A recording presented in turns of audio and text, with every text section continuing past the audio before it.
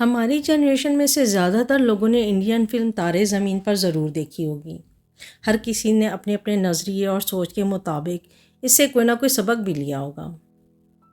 میں نے زندگی کے ساتھ ساتھ اس فلم سے جو سبق سیکھا، آج وہ آپ کے ساتھ شیئر کرنا چاہتی ہوں۔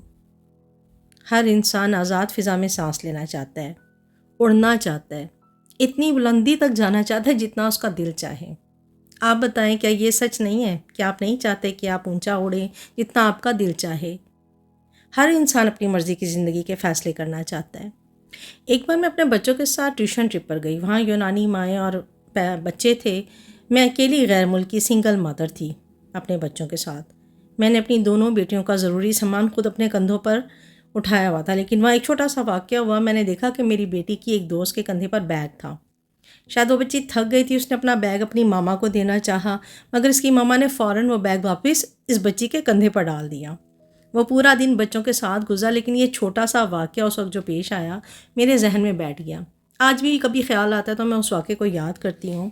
سوال یہ ہے کہ کیا ہم واقعی اپنے بچوں کو اڑنا سکھاتے ہیں؟ ہماری سوسائٹی کی خوبصورتی یہ ہے کہ ہم اپنے بچوں کا بوجھ اٹھاتے ہیں، لیکن صرف اس وقت تک جب تک ہم اٹھا سکتے ہیں۔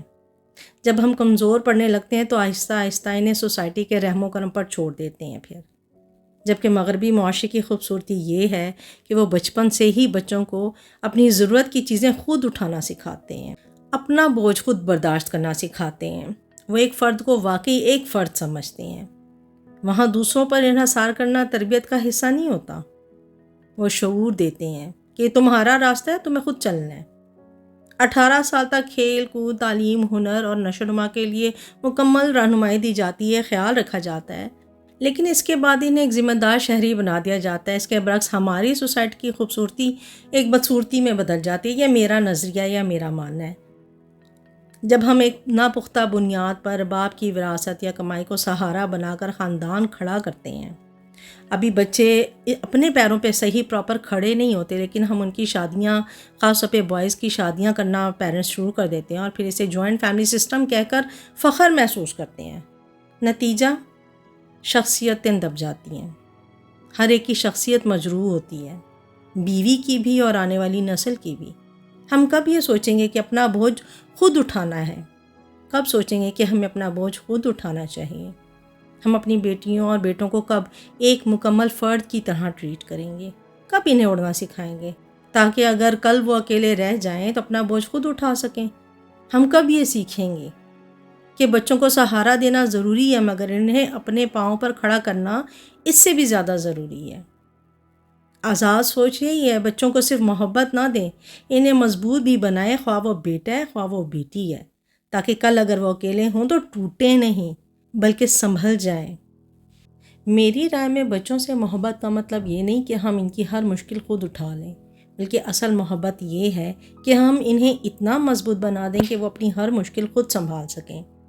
میں یہ نہیں کہتی کہ بچوں کو اکیلا چھوڑ دیا جائے، بلکہ انہیں سہارے کے ساتھ خود مختاری سکھائی جائے۔ ہاتھ تھام کر چلانا ضروری ہے، مگر ہمیشہ کے لیے سہارا بن جانا ان کے پروں کو کمزور کر دیتا ہے۔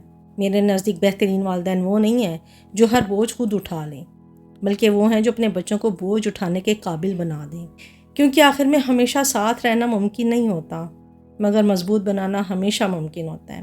اس لیے میرا یقین ہے، اگر ہم نے آج اپنے بچوں کو خود پر یقین کرنا سکھا دیا تو کل دنیا کی کوئی مشکل انہیں ہرا نہیں سکے گی۔ زندگی کسی کے سہارے پر نہیں چلتی، یہ ہمت، شعور اور خودداری پر چلتی ہے۔ اگر آج ہم نے اپنے بچوں کو کندھوں سے بوجھ ہٹا دیا تو کل زندگی انہیں جھکا دے گی، اور اگر آج ہم نے انہیں بوجھ اٹھانا سکھا دیا تو کل وہ صرف سنبھلیں گے نہیں بلکہ دوسروں کو بھی سہارا دینے کے قابل بن جائیں گے۔ اصل کامیابی یہی ہے کہ آپ کا بچہ آپ کے بغیر بھی مضبوط رہے۔ تو فیصلہ آج کرنا ہے، ہم نے بچوں کو صرف محفوظ رکھنا ہے یا انہیں مضبوط بھی بنانا ہے؟ اگر آپ اپنی رائے دینا چاہتے ہیں تو کامنٹ باکس میں ضرور شیئر کریں۔